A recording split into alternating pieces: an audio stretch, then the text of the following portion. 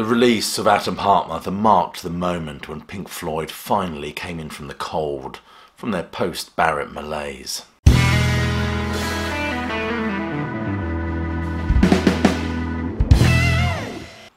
Welcome classic rock fans to a re-evaluation of this great album, and do stick around to the end where we look at the best vinyl bootlegs from this period. David Gilmour has always maintained that metal is a turning point for this band as they move away from that psychedelic noodling towards their conceptual masterpiece with its ka-chinging cash registers and ticking clocks, not to mention that iconic prism sleeve. But for me it's Atom Heart Mother where the line in the sand is drawn, a line that separates them from the chaos of Amagama and launches them into the 1970s. And this change in perspective is no better represented in the brilliant artwork. It's a work of pure genius, and couldn't be any further away from the space rock psychedelia that the band were trying to distance themselves from. Storm Thorgerson, inspired of course by Andy Warhol's earlier cow wallpaper, had driven to a field in Potter's Bar, a pretty country town about 20 miles outside London, and he said, "Photographed the first cow I saw." I'm not entirely convinced of that. I'm pretty sure they chose that specific cow. I mean, as a photographer, you wouldn't want to photograph an ugly one, would you? So why is this album so important? It's the first Floyd album proper not to have any involvement from Syd Barrett. The first ostensibly rock album by anybody to feature one instrumental track covering an entire side of vinyl. The first album to appear without any indication on the sleeve who the group was, what the album title was called, or any information at all for that matter. And the first Floyd album to be mixed in 4-channel quadraphonic sound as well as the more conventional stereo. First Floyd album to go to #1 in the UK charts as well, which is worth noting. I think this is a wonderful achievement, and I insist one of their greatest albums. Just prior to Atom Heart Mother, the band were finishing up on the Zabriskie Point soundtrack. This album denotes an interesting shift in terms of their music, giving it a softer, more Crosby, Stills and Nash flavour, distancing themselves from the lysergic orbit of their earlier material. And speaking of the band's earlier material, whilst they were making Atom Heart Mother, Syd Barrett waltzed into the studio.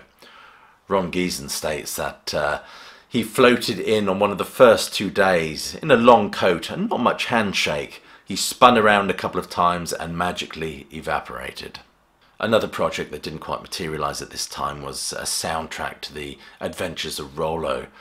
This was a cartoon with illustrations from Alan Aldridge. It's about a boy who was floating around space collecting strange animals for his zoo.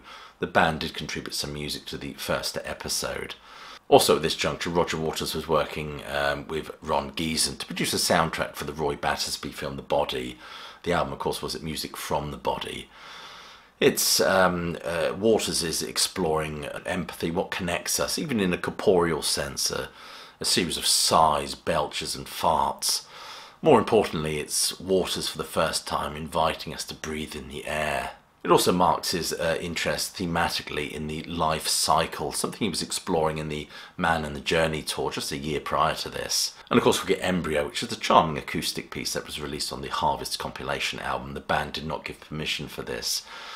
And this track, Embryo, was much better when it was performed live. It really came to life, no pun intended. Nevertheless, this all starts to demonstrate Waters' interest in the idea of empathy and predates Echoes. As regards the title track, David Gilmour insists it was written 1 week before they first played it live in Paris. They performed it after that about 20 or so more times between January and March 1970, given the title of The Amazing Pudding. And of course, as regards the composition and recording of the title track, they did involve Ron Geeson. It's worth remembering that at this point Ron Geeson was just completing the music for a BBC omnibus film about art therapy in mental hospitals called Shapes in the Wilderness.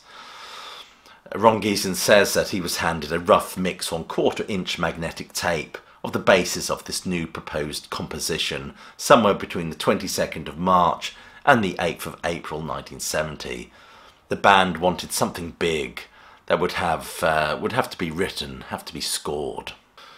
The working title for this at EMI Abbey Road Studios was Untitled Epic, Later it was just shortened to Epic.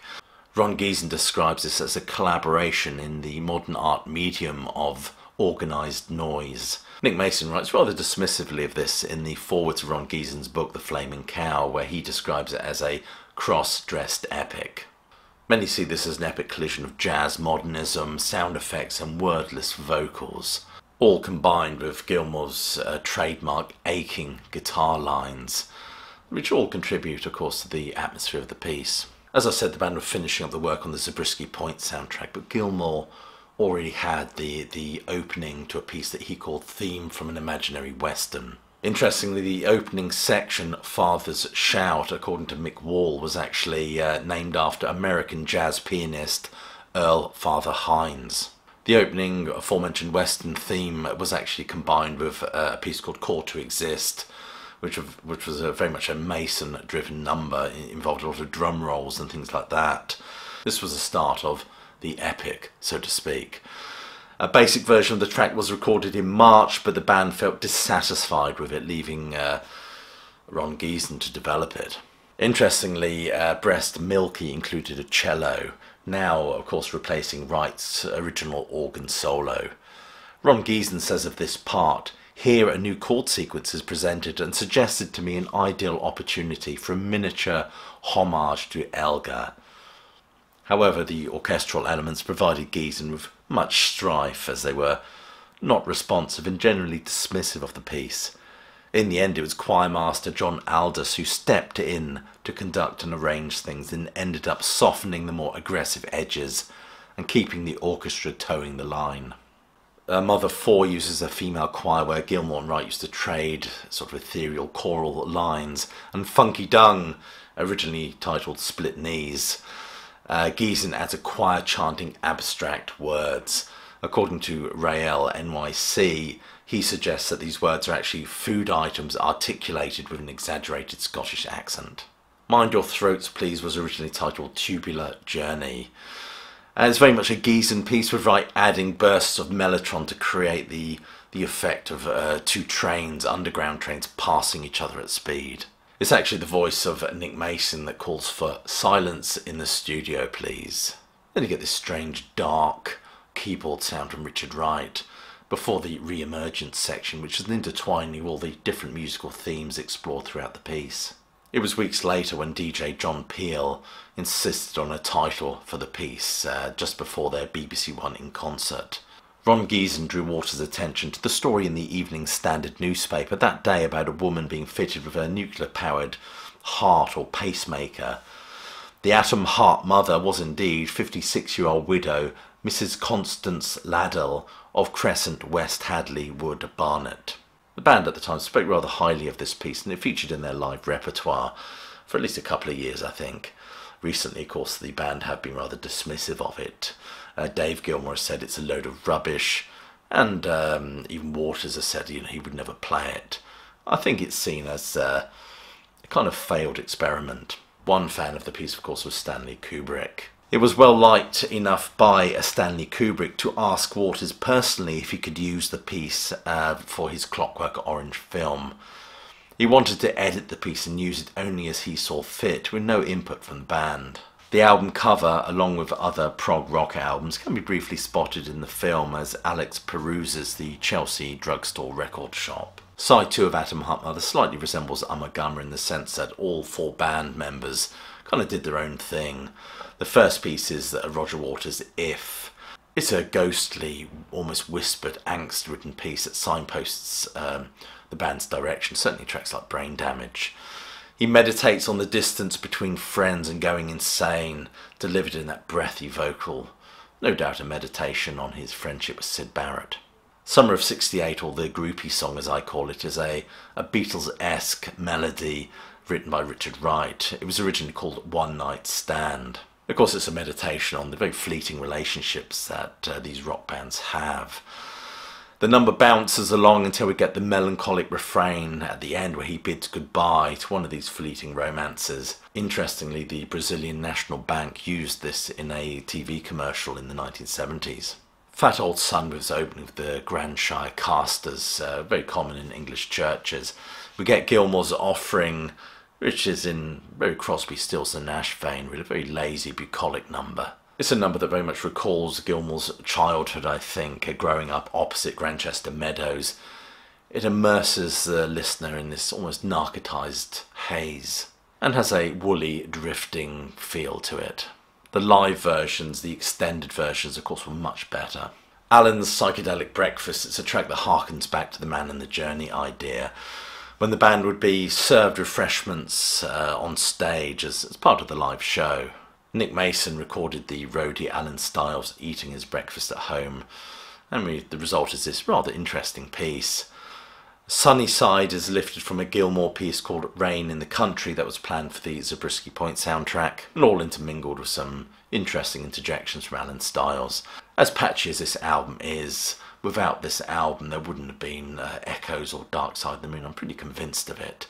And although the band have been very dismissive of this work later on, I rather like what Ron Geeson has to say in his book, where he says, it has a life of its own, that's for sure, outside of what any of us think of it. Now anyway, as promised at the start of this video, I used to collect vinyl bootlegs from Pink Floyd at about this juncture, live around about 1970. My favourite vinyl bootlegs were Atom Heart Mother Goes on the Road, which is a beautiful recording of the band playing live at Paris Theatre, I believe. I think the version on my vinyl bootleg was actually better than the version that's been officially released on the Early Years box set. I think the Early Years box set, Gilmour's solo in Fat Old Son, seems to be too low in the mix for my liking. The other bootleg I enjoyed was the one with a kind of robot or something on the front. It was called the Early Tours 1970-71. The Fillmore West gigs was another fantastic vinyl bootleg at this time, and also was the Montreux gig, which has been partly released on the Early Years box set. Anyway, you've been watching a video by Classic Album Review. If you've enjoyed this, please do share it. Do click like, subscribe and check that notification bell. I'll just leave you with my closing salvo, which is, as you know, hope you're well, staying safe, and of course, that you keep listening.